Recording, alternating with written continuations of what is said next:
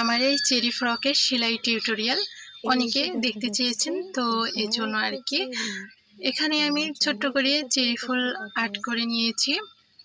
আমার ড্রেসটা প্রায় কমপ্লিট। এই যে গোল গোল করে আর্ট করে নিয়েছি।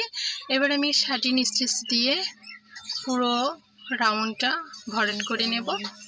এভাবে আমি একটা মাঝখান থেকে অর্ধেক করব এবং আরেক মাঝখান থেকে অর্ধেক করব।